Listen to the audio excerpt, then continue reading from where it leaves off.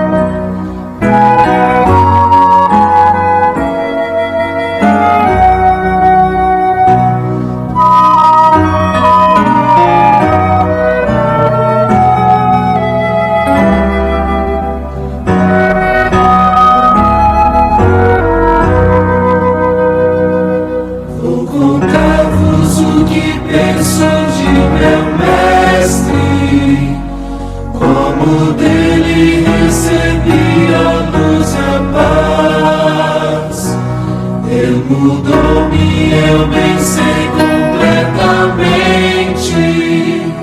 Só Jesus a minha alma satisfaz. Sempre cuidará de mim, meu mestre, com desvelo e compaixão sem fim. Nenhum outro tira a culpa do pecado. Ah, como Ele ama-me, com a vida toda cheia de pecado, na miséria e com dor no coração, Ele me deu com braços fortes de ternura. Deu-me vida, deu-me paz, consolação. Sempre cuidará de mim, meu mestre, com desvelo e compaixão sem fim. Nenhum outro tira a culpa do pecado. Oh, como Ele ama-me. Cada dia Ele vem com segurança, mais e mais me revelar o seu amor. Como eterno compreender completamente esse dom tão divino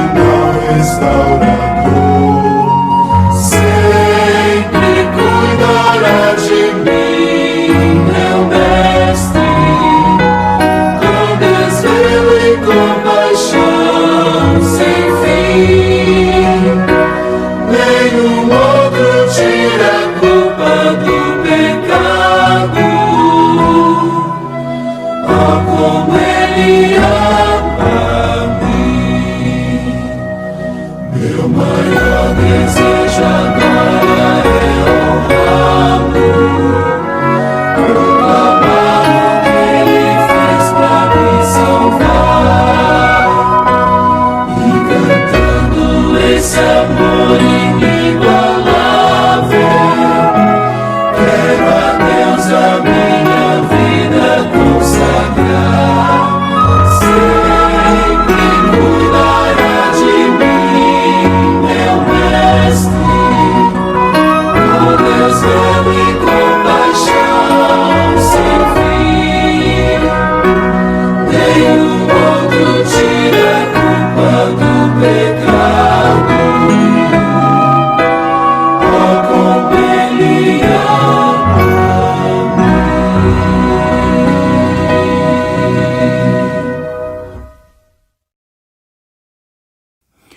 Amém, meus amados irmãos, que Deus aceite a nossa adoração, o nosso louvor. E agora então, nós vamos ler as Escrituras, ou melhor, vamos inverter por causa do trecho que vamos ler é um pouquinho grande, não é? Então nós vamos orar primeiro, fazer a oração da fé, e depois nós poderemos nos deter mais na leitura da Bíblia, não é? Que é um pouquinho extenso o trecho também. Oremos então agora uns pelos outros. Senhor Deus, Pai Todo-Poderoso, mais uma vez, agora nos colocamos em Tua santa presença com os nossos olhos fechados e os nossos corações voltados para o trono da Tua graça, Senhor. Agradecemos pela vida que o Senhor tem nos concedido e pedimos misericórdia do Senhor em favor uns dos outros. Cada um está orando nesse instante, um pelo outro, ó Pai. Certamente alguém está orando por nós e nós estamos orando por outros. E o Senhor conhece a necessidade de cada um, ó Pai.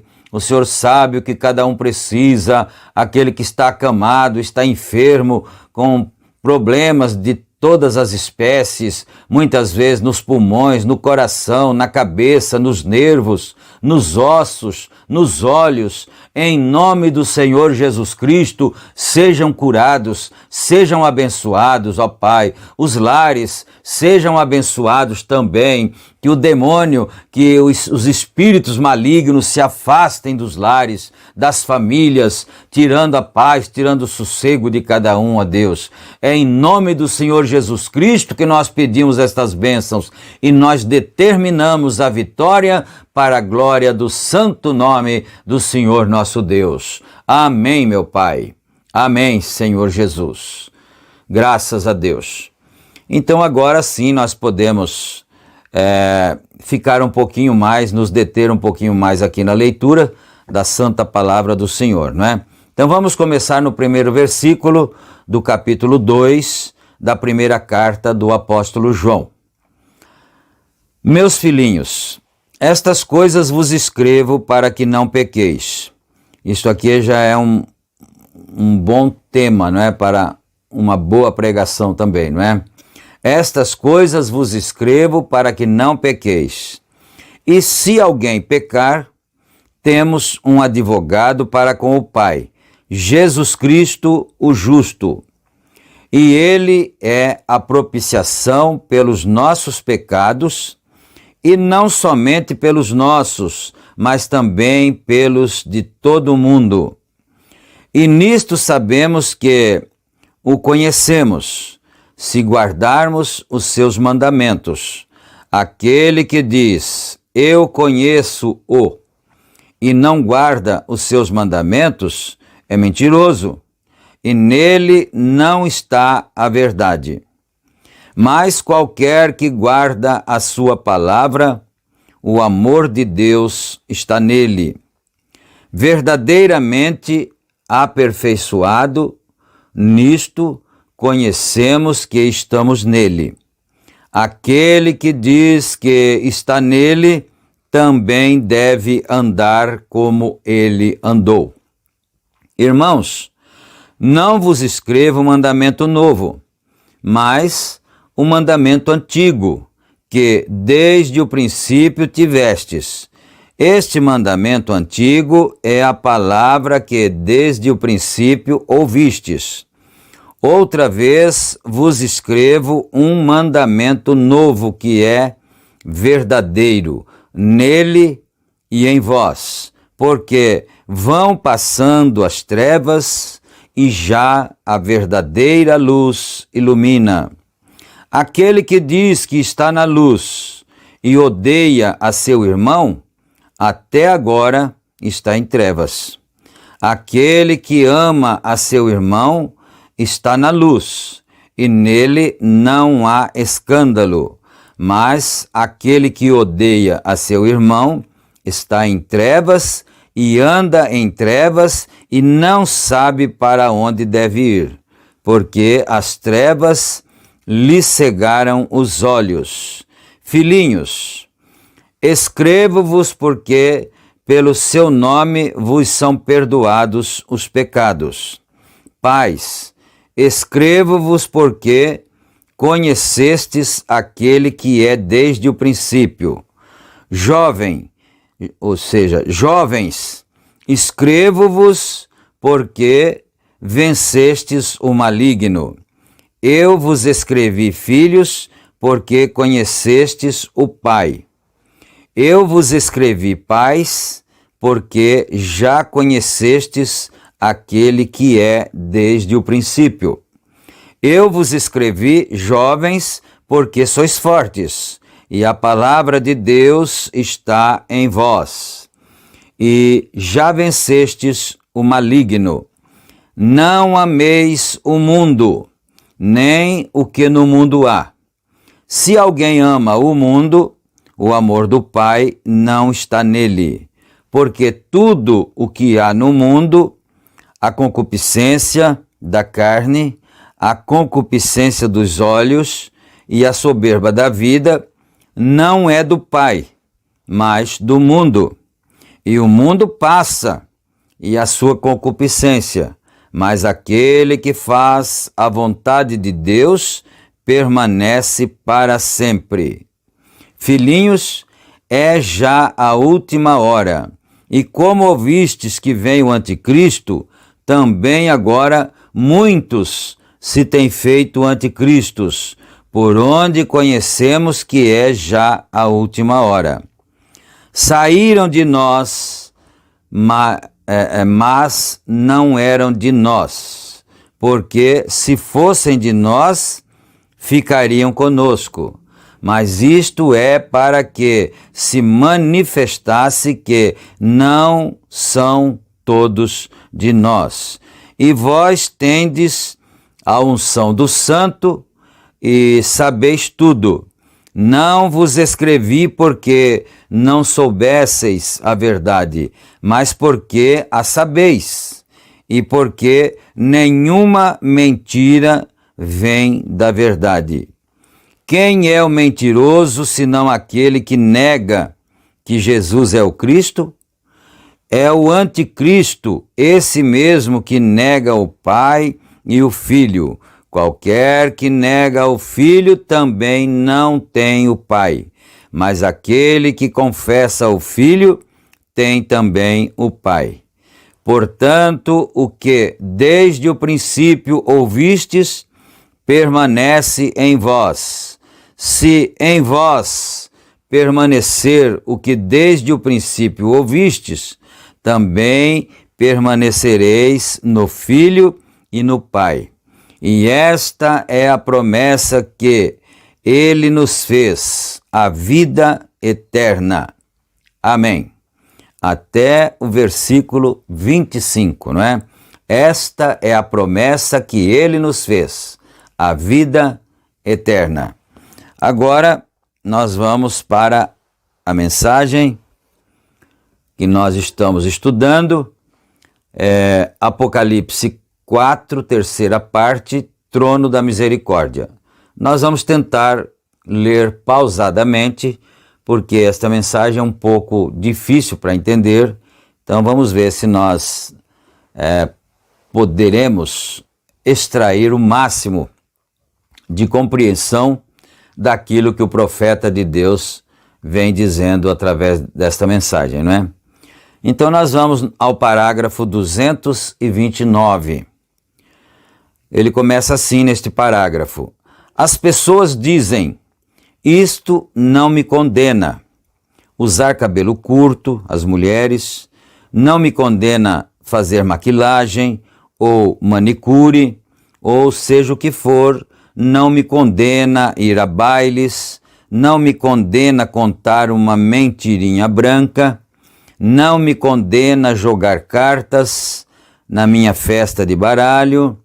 Você sabe por quê? Você não tem nada lá para condenar.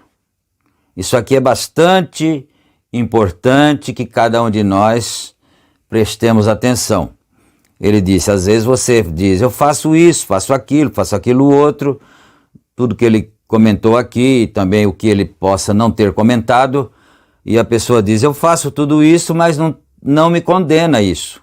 Eu não me sinto condenado por isso. Então ele diz, é porque lá não tem nada para condenar. Lá onde? Lá dentro, no coração, dentro da alma, não tem nada para condenar. Então, nós podemos entender o seguinte, que o Espírito Santo, ele atua dentro de nós como um reagente, não é? É como se você misturasse duas químicas diferentes e desse uma certa reação. Então, se ele está dentro de nós, quando você peca, ele condena, né? E se desobedece às Escrituras e nada condena, então é porque ele não está lá. É isso que ele está dizendo aqui. Não há nada lá para condenar. Aquilo não fere a minha consciência. Você tem consciência tanto quanto uma cobra tem quadril. Quer dizer, não existe consciência daquilo. Porque se houvesse consciência, logo imediatamente viria a condenação daquilo que se fez de uma forma errônea, né? Então, ele disse aqui, de uma forma até de um pouquinho de brincadeira, né? Vamos dizer assim, você tem consciência como uma cobra tem quadril. Então, você não tem nenhuma consciência, não há nada ali que ferirá você. Ponto final. Aí ele diz aqui, depois do ponto final, para terminar o parágrafo 229, ele diz, você é do mundo. Isso é triste, não é, pensar isto? Você é do mundo, por isso que não tem nada que te condena. Você pode magoar alguém, você pode ferir, você pode maltratar, você pode usar roupas indecentes, né? E tudo mais, mas nada condena o seu coração. Então ele diz, não condena porque não tem nada lá para condenar e porque você é do mundo. E nós lemos que nós não devemos amar o mundo porque o mundo passa e suas concupiscências, né? Mas eu te desafio a deixar Jesus Cristo entrar aqui e tentar fazer isto uma só vez, irmão. Você estará tão condenado que você recuará e balançará sua cabeça para aquela coisa, simplesmente tão certo o quanto estou de pé aqui, porque ele é santo. Ouçam, estou citando a Escritura. Se você ama aquelas coisas, este é o mundo. As coisas do mundo é porque o amor de Deus não está nem mesmo em você. Que é voluntariedade? Por que você chamará isso de vontade própria, irmão Brana? Porque isto coloca o homem e a mulher de volta exatamente como Adão e Eva no jardim do Éden, em que as duas árvores, livre-arbítrio esta é a morte, esta outra é a vida. Então, lá ficou o caminho aberto para que eles dois decidissem. Ele só disse, não façam isto. Não é? A palavra do Senhor disse, não comam da árvore da ciência do bem e do mal.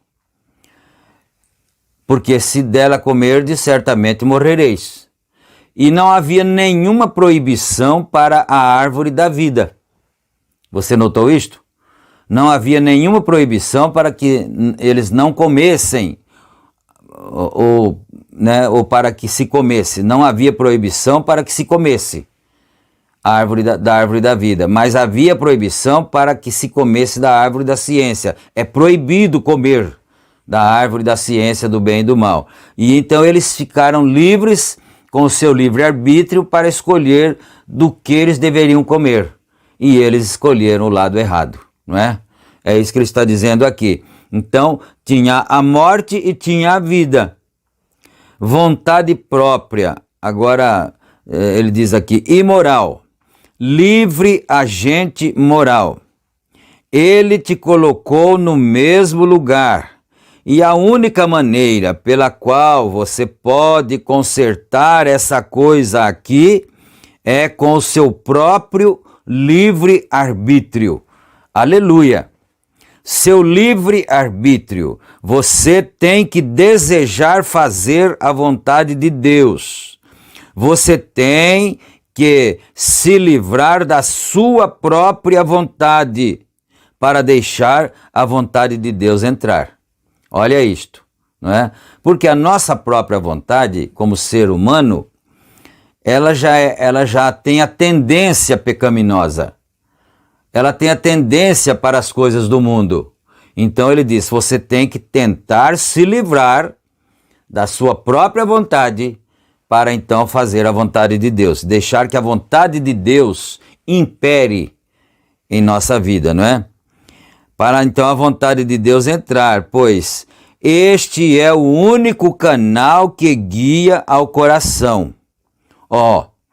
Você pode se unir a uma igreja, vocês batistas e presbiterianos, e vocês metodistas e peregrinos da santidade, podem vir à santificação, mas você tem que desejar fazer a vontade de Deus. Isto é bom nós pensarmos nisto. Cada um de nós temos que ter o desejo de fazer a vontade de Deus, mesmo que a vontade de Deus contrarie a nossa vontade, né? Você tem que desejar fazer a vontade de Deus, vontade própria, deixar o Espírito Santo entrar aqui para trazer.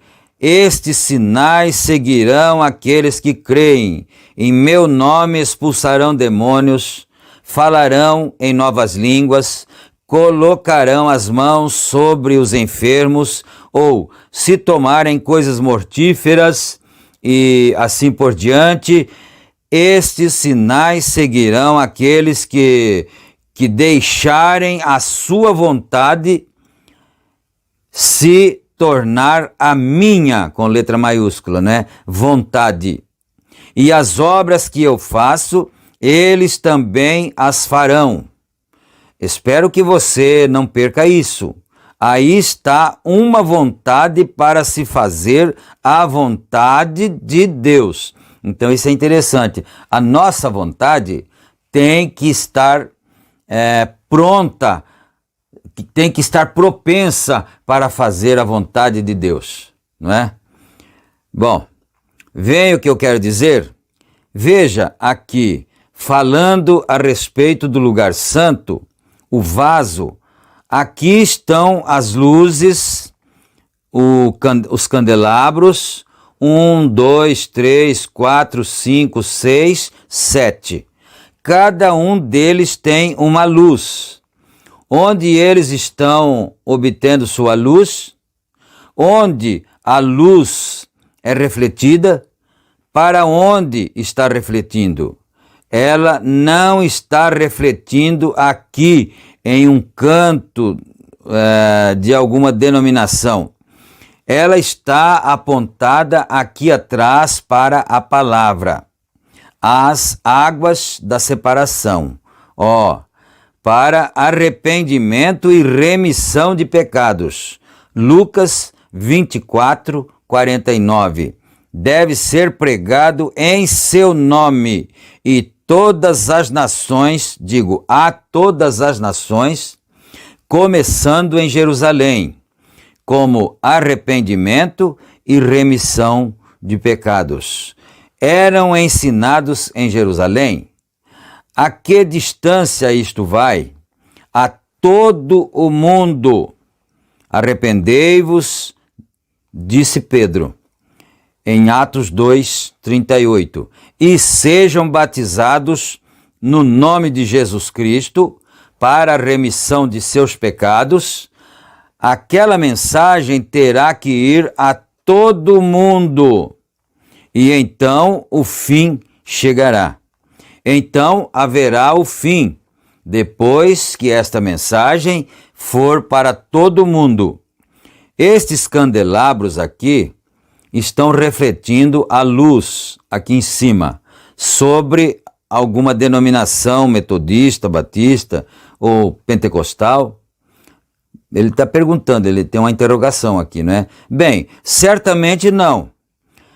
Isso reflete aqui como o eu sou, entre aspas, né? Eu sou, que é o Senhor Deus, não é mesmo? Não o eu fui. Não 3 ou 4 pessoas diferentes, mas Deus assentado ali, refletindo a si mesmo, a cada uma daquelas igrejas.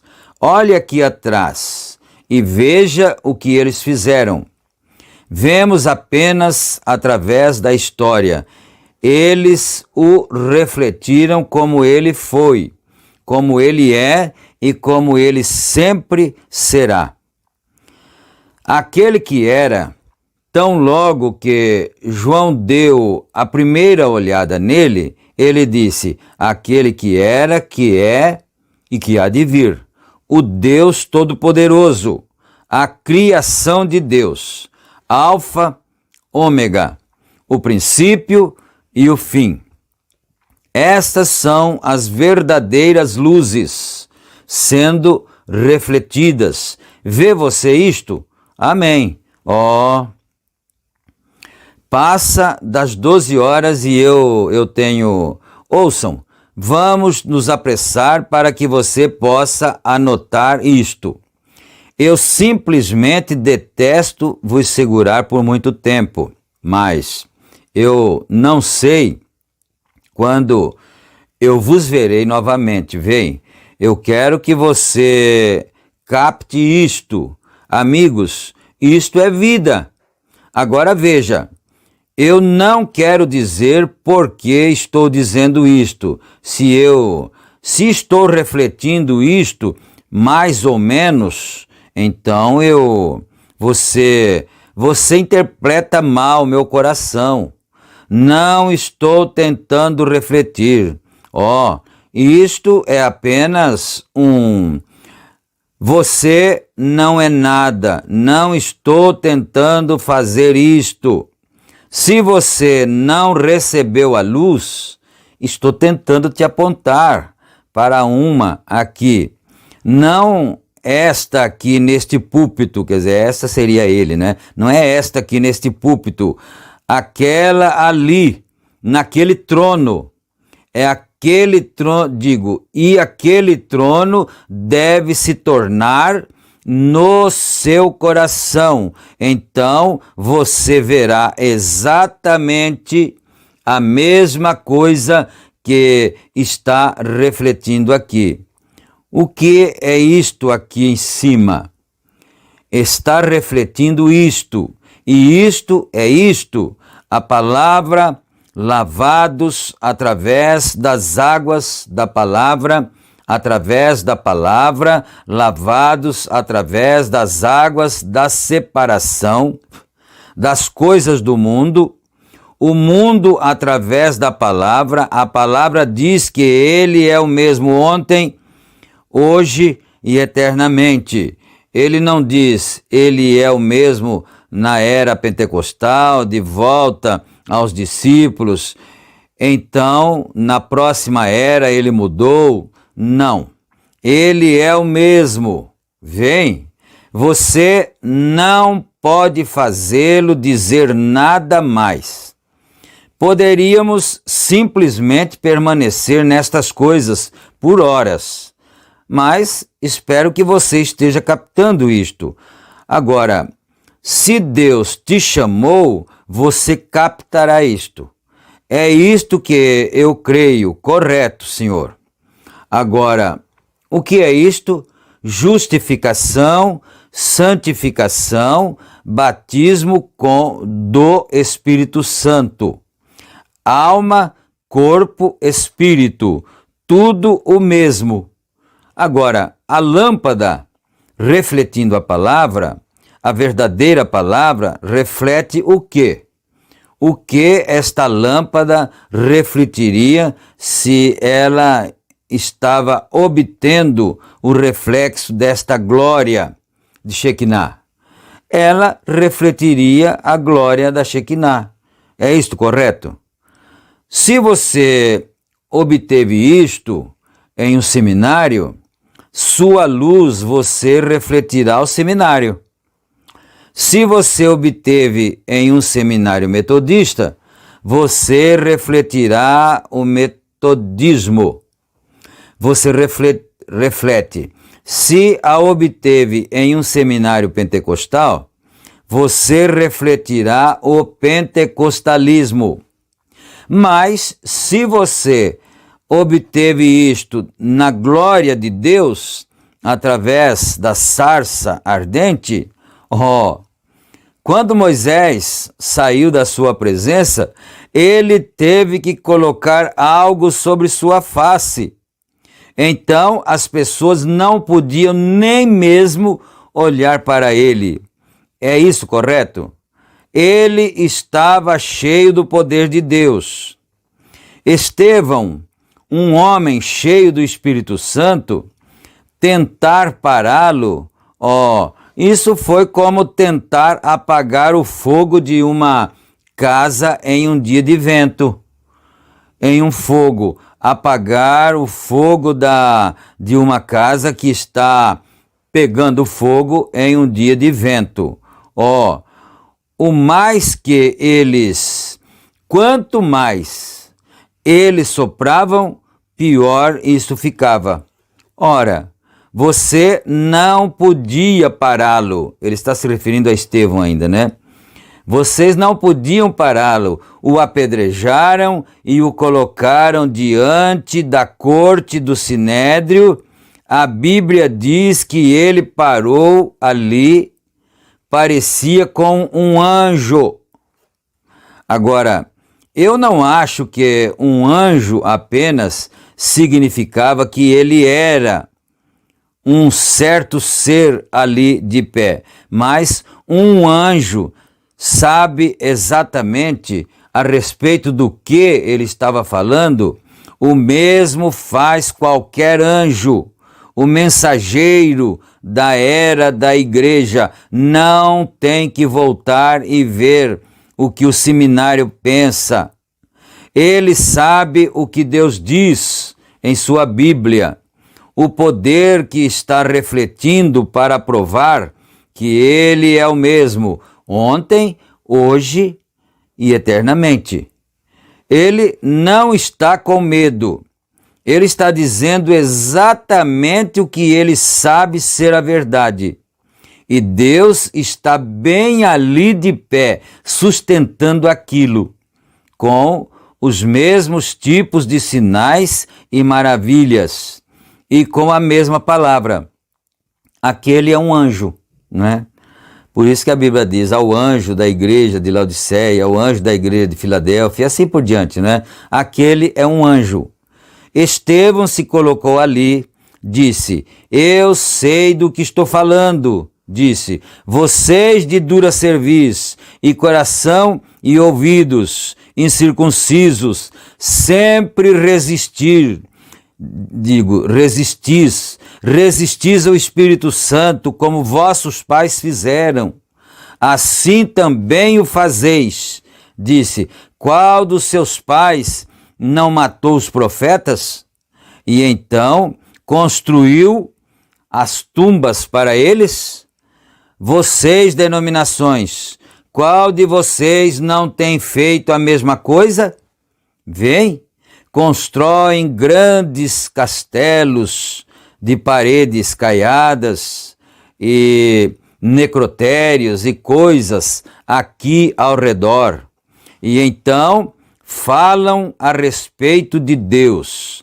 Vocês são os mesmos que os colocaram no necrotério. São vocês mesmos que os colocaram na sepultura. Esta foi a própria coisa que o colocou na sepultura lá atrás. Foi uma grande igreja, tipo um castelo branco. As denominações, fariseus e saduceus, que o colocaram ali. E então tentam construir um memorial a isto. Deixe-me lhes dizer que Cristo é um ser vivo. Ele não é algo que morreu. Ele é algo que ressuscitou dos mortos e está vivo para sempre. Ó irmão, claro. O que isto faz? Isto reflete o quê? Está refletindo daqui o que isto seria. Qual o seu reflexo? Então, a primeira coisa que isto refletiria seria seu nome. É isto correto? Isto refletiria seu nome. A coisa seguinte que refletiria seria o seu poder. Vem, o que eu quero dizer? Vem que eu quero dizer. Isto refletiria tudo o que ele é. Então, se isto está refletindo a esta era aqui, tudo que ele foi, então ele é o mesmo glória. O que é isto? O estar refletindo como ele era, como ele é e como ele sempre será, porque está vindo diretamente do trono de Deus. Jesus Cristo é o mesmo ontem, hoje e eternamente. O mesmo Deus, o mesmo poder, a mesma glória, o mesmo tudo. Ele é o mesmo ontem, hoje e eternamente. Ó irmão, vamos só mais um pouquinho adiante. Agora vamos tomar o restante deste verso 6 aqui no capítulo 4. Eu tenho alguns comentários anotados aqui sobre aquilo, pois eu quero apressar para entrar nisto, se eu puder. Agora, o restante, depois que você entrar, depois que deixar este verso, ele apenas simplesmente alterna, dizendo o que eles fizeram. Vejamos se podemos passar por ali. Vidro, mar de vidro. Agora sabemos o que era aquilo. E no meio do trono, 4 viventes, criaturas ou bestas, não é? Agora, quantos têm a versão revisada da Bíblia? Na sua versão revisada, ela diz criaturas viventes. Bem, eu gostaria de saber como este King James aqui disse vivendo. Eram 4 bestas. Bem, eu peguei um dicionário grego, e voltei no dicionário bíblico e descobri o que aquilo significava. Agora, aqui está o que é. Agora observem atentamente. A palavra traduzida aqui agora você a anote para que você possa examiná-la. Tenha certeza, vejam, eu quero que você anote o que eu disser, ok? Se você puder ou desejar, correto. A versão revisada diz criaturas viventes, ali. Agora observe, e ali haviam 4 bestas cheias de olhos, na frente e atrás. Isto segue e descreve as bestas, que entraremos nisso em 1 minuto. Agora, a besta aqui é representada. Você tem leitura de margem na sua Bíblia, aquelas referências que ele quer dizer, né? Na sua Bíblia, o que sobre as bestas, quer dizer, você tem aí, ele está perguntando, uma Bíblia que tem as referências na sua Bíblia aí, não é? Se você tem, vá até a leitura da margem. Eu observei que o Dr. Scofield aqui marcou na sua as bestas significam, ele tem isto aqui, disse, criaturas viventes.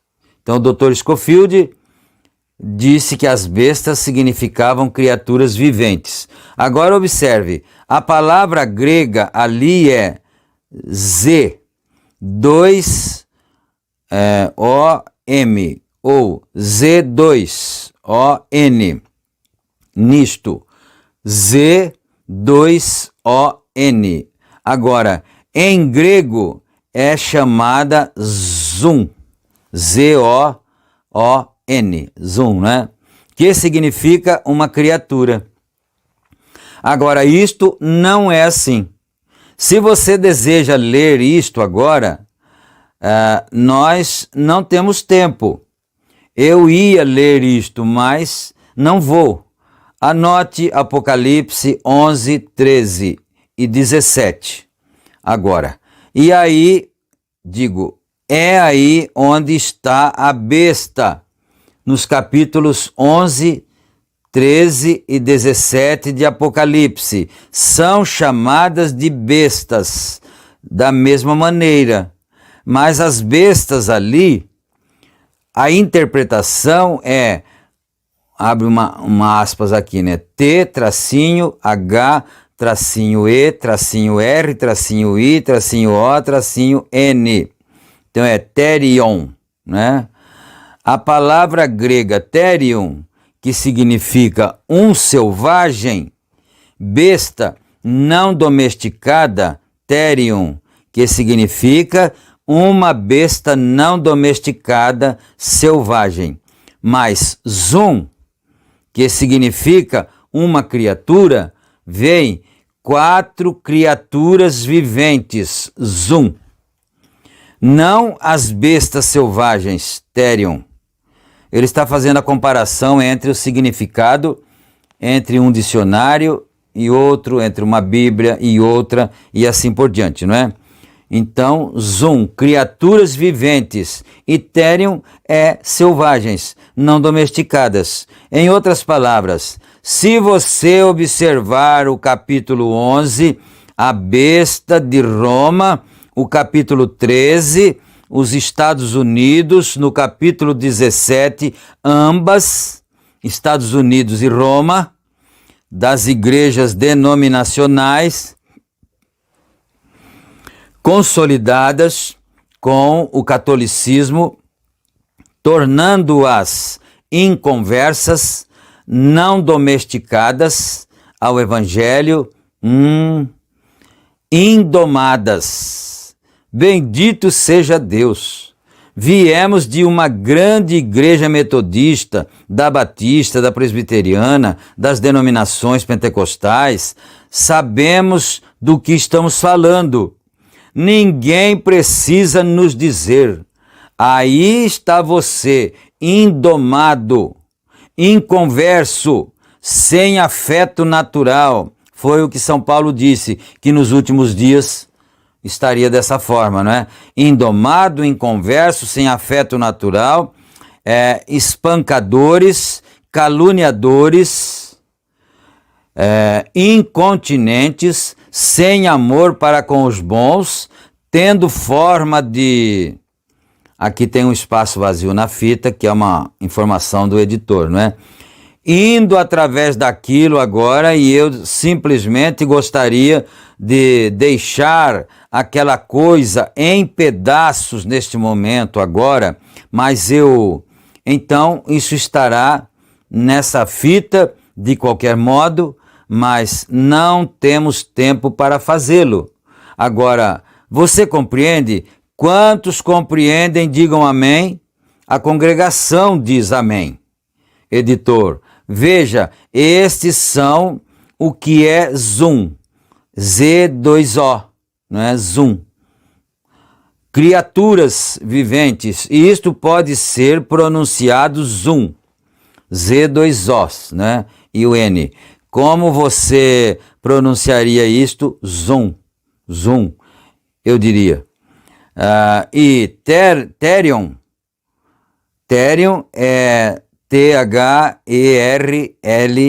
I-O-N. Therion. Vem? Então, aquilo significa besta indomada, bravia selvagem. Isto é o que é aquelas bestas. Você pegue o seu dicionário grego e vá lá atrás e veja se aquela não é a mesma palavra. Olha ali, ele está querendo mostrar aqui, eu disse para vocês no começo que precisaria ser bem calmo e você precisaria prestar bastante atenção, porque senão não capta o que ele está dizendo, né? Ele está dizendo a diferença aqui entre as bestas, as 4 bestas que tinha olhos por trás e pela frente, com a besta de Apocalipse 13, não é? Apocalipse 17, aquela lá é a besta de Apocalipse 13, Apocalipse 17, tudo. Aquela lá é a besta indomada, ou indomável, inconversa, que está ali, registrada ali na carta de São Paulo a Timóteo, não é? Nos últimos tempos surgiriam tempos trabalhosos e homens amantes de si mesmos, incontinentes, inconversos. Esses são os indomáveis, representados por aquela besta lá de Apocalipse 13 e outra referência.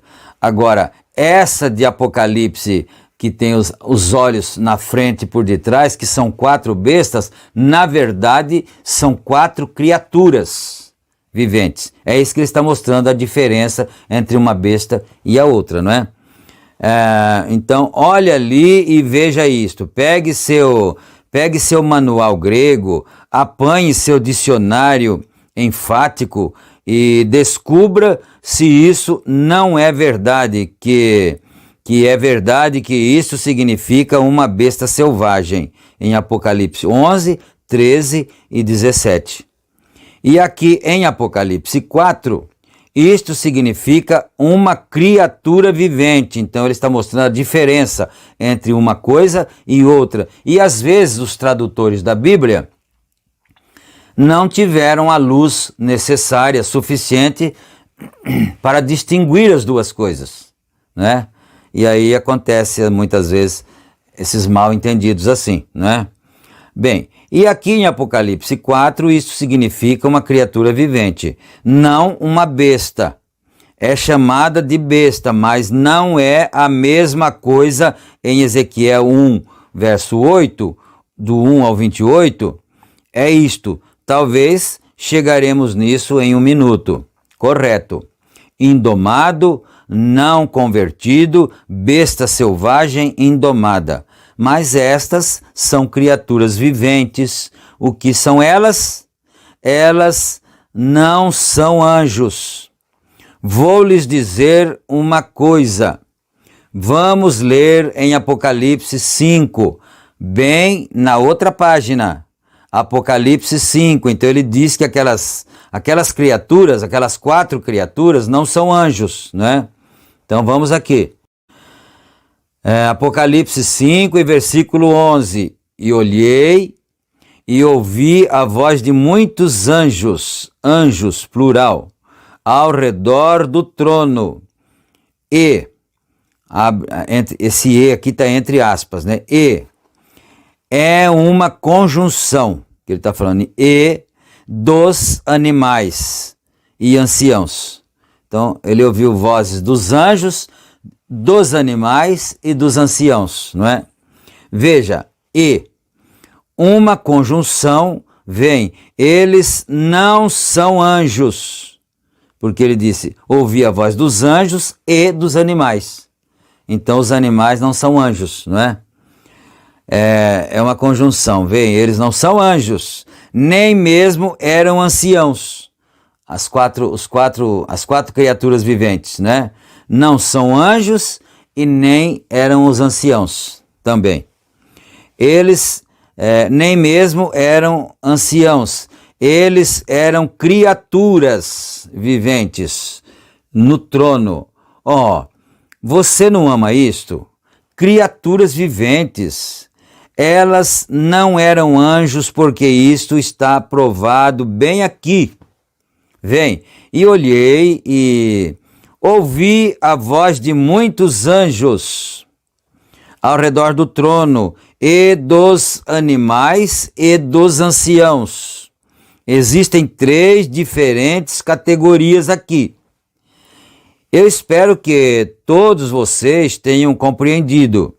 Esse sistema aqui embaixo, agora eu quero lhes mostrar. Existem 3 diferentes categorias disto, 3 espécies diferentes.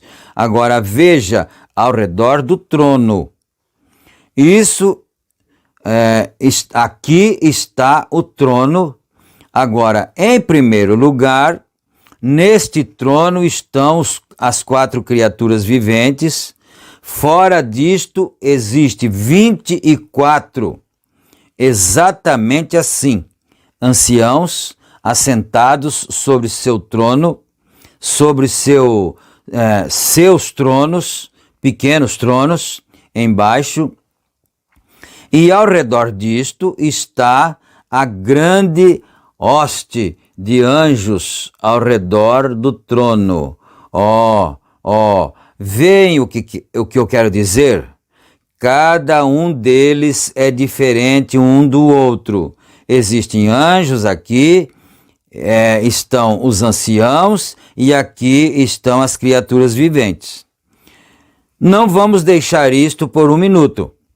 Vamos apenas segurar isto por um momento. Criaturas viventes. O que são eles, se eles não são anjos, se não são homens redimidos?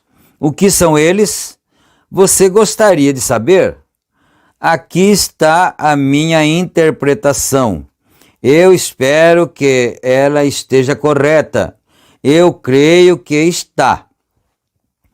Elas são guardas de Deus, de seu trono. Agora, vamos apagar isso só por um pouquinho.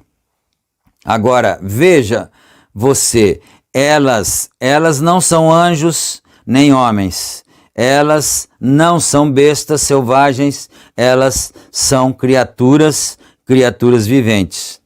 Agora, aqui está o trono de Deus, e esses são seus guardas. Vamos ler só um pouquinho atrás e descobrir em poucos minutos. Veja, são anjos de Deus, ou melhor, guardas de Deus, de seu trono, e eles... Vamos entrar apenas só um minuto. Vamos voltar para Ezequiel. Eu tenho estas coisas anotadas aqui. E eu simplesmente detesto passar por elas sabendo que isto é uma... Vamos voltar para Ezequiel, capítulo 1. E vamos começar com o versículo 12 ao 17. Apenas em um minuto.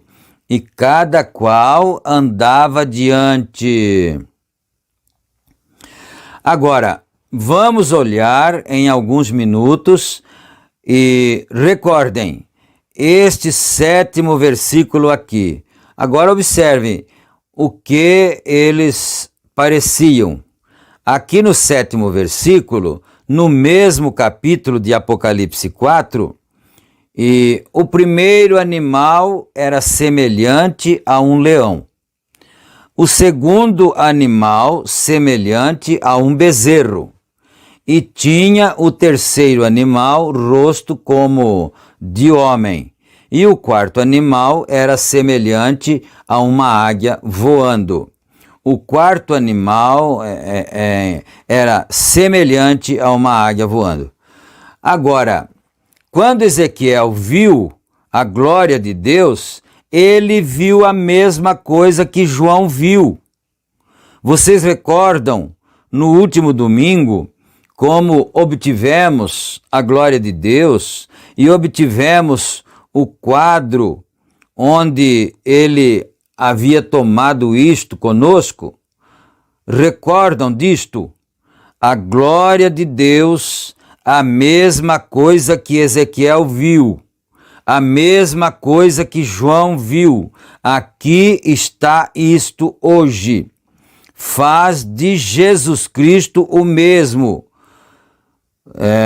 Do tempo de Ezequiel, a mesma coisa estava aqui na terra. O mesmo Deus está aqui conosco hoje, o mesmo homem hoje e eternamente. Agora, que era, o qual é e virá. Então, o que era, o qual é e virá, ontem, hoje e eternamente, não é? A entrada para a alma, corpo e espírito, o mar de bronze, a palavra, o santificador de nossa alma e o preenchedor com o Espírito Santo, a mesma coisa, vem? Apenas o mesmo. Agora, observe isto, correto. E o Espírito, para onde o Espírito havia de ir, iam, não se viravam quando andavam. Eles não podiam virar.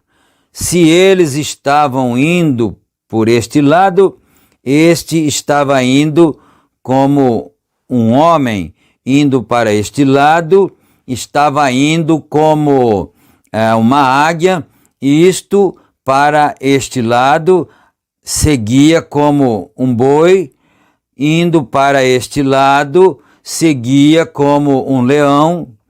Eles não podiam voltar, eles tinham que seguir em frente, seja para onde fosse. Cada uma destas bestas. Agora, o que uma besta significa na Bíblia? Poder. Correto, significa um poder. Agora, e quanto à semelhança dos animais, o seu parecer era como brasa de fogo, ardentes, como uma aparência de tochas. O fogo corria por entre os animais, e o fogo resplandecia, e do fogo saíam relâmpagos. Este é Deus. Do fogo saíam relâmpagos. A luz cósmica agora, mas luz eterna. E os animais corriam e tornavam, vejam, os animais corriam e tornavam a semelhança dos relâmpagos. Agora, vi os animais, e eis que havia uma roda na terra, junto aos animais, para cada um dos seus 4 rostos.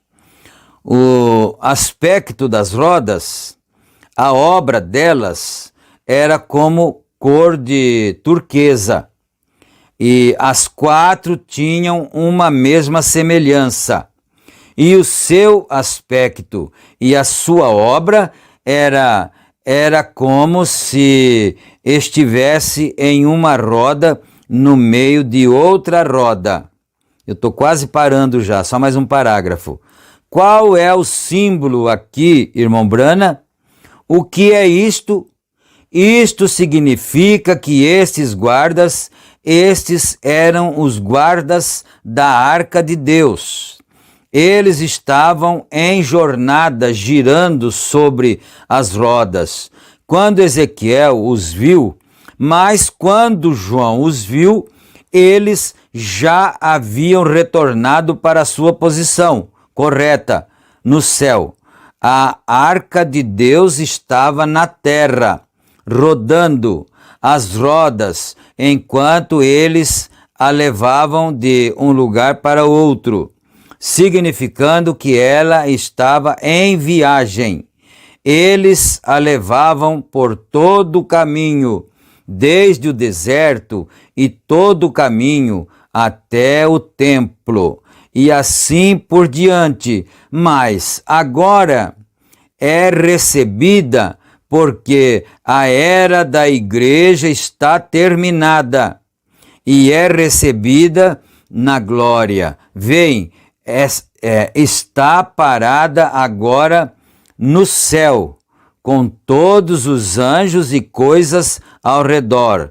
Nós os encontramos após algum tempo, tirando suas coroas e prostrando sob suas faces e dando glórias a ele. Vem, eram os guardas de Deus no templo da arca. Eu preciso parar aqui agora, aqui no parágrafo 271, não é? Porque o tempo está se esgotando ali e nós não devemos prosseguir mais para não prolongar demais o vídeo, né? Mas se o senhor permitir, nós poderemos voltar. É um assunto assim bastante complexo. Se não prestarmos muita atenção, nós não conseguiremos assimilar, né? Mas nós pedimos que o Espírito Santo clareie para cada um isso que o profeta quer explicar para nós. Agora nós vamos orar, ter uma pequena palavra de oração, né? Senhor Deus, Pai amado, agradecemos ao Senhor em nome de Jesus Cristo, teu amado Filho, por mais esta oportunidade de estarmos participando deste culto juntos, ó Pai, unidos em espírito e em verdade. Fica com cada filho do Senhor, guardando de todos os males, libertando, curando, dando vitória, dando alegria no coração, dando a bênção e a paz. E nós pedimos tudo isto no nome precioso e sacrossanto do Senhor Jesus Cristo. Amém. Amém. Então, meus amados irmãos, fiquem todos na graça e na paz do Senhor Jesus Cristo. Não esqueçam de clicar no gostei, né, no joinha lá. E também, se você não é inscrito, inscreva-se no canal para os nossos vídeos poderem ser impulsionados cada vez mais, não é? E fiquem todos com Jesus, permitindo o Senhor, nós voltaremos no nosso próximo culto. Os nossos cultos virtuais agora, conforme foi anunciado anteriormente, estão sendo transmitidos todas as terças e domingos. E os links são publicados no horário das 18h45, não é? Às 18h45, e apenas às terças e domingos, porque agora nós estamos tendo os cultos na igreja, né? No tabernáculo. Então nós estamos tendo só apenas 2 cultos, né? Fiquem com Jesus e até a próxima oportunidade, se Deus quiser. Amém.